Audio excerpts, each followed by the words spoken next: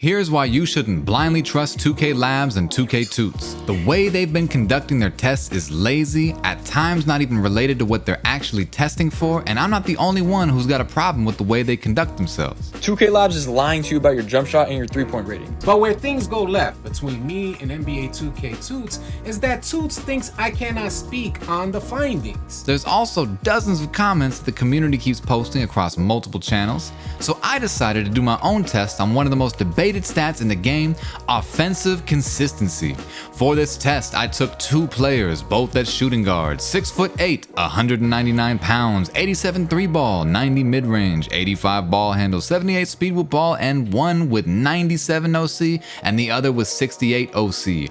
Identical shooting badges, all relevant badges, fully upgraded, identical dribble moves, shooting animations, takeover, and relevant hot and lethal zones. Both players will be taking fades, going to their right, half open and half slightly contested on Hall of Fame difficulty in my career. Any perks will be switched to defense only for both. An equal number of shots will be taken in both hot and lethal zones with the shot meter on so you guys can see the timings on them and visualize any human error. They will also be boosted in every category and Gatorade slot to better simulate real game situations. And unlike 2K Labs and 2K Tutes, I will show you the physical tests I did. 3 games were played for each, with both players taking 40 shots in the first game, 33 in the second game, and 30 in the third.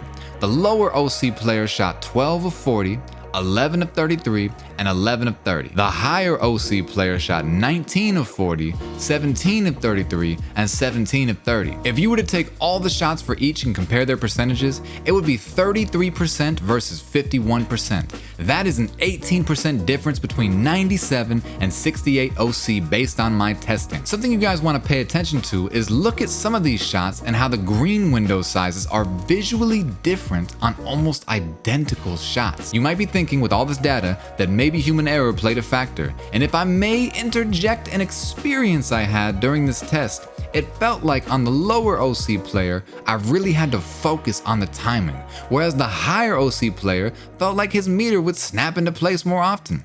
Finally, I never activated takeover during any of these games because that would have hugely favored the higher OC player, because look how much more often the higher OC player has his takeover meter filled throughout the entirety and even through some misses. That means that practically speaking, in an actual game situation, the higher OC player will have drastically higher shooting percentages because of their takeover advantage, which leads me back to 2K Labs and 2K Tutes original tests.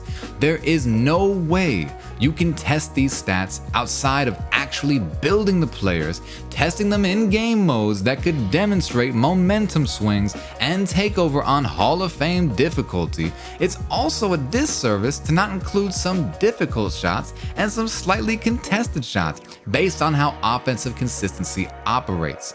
Listen, this video isn't designed to attack their integrity because they've done so much good for the community, but we as a community are asking your channels to do better because of the impact your channels have on the community.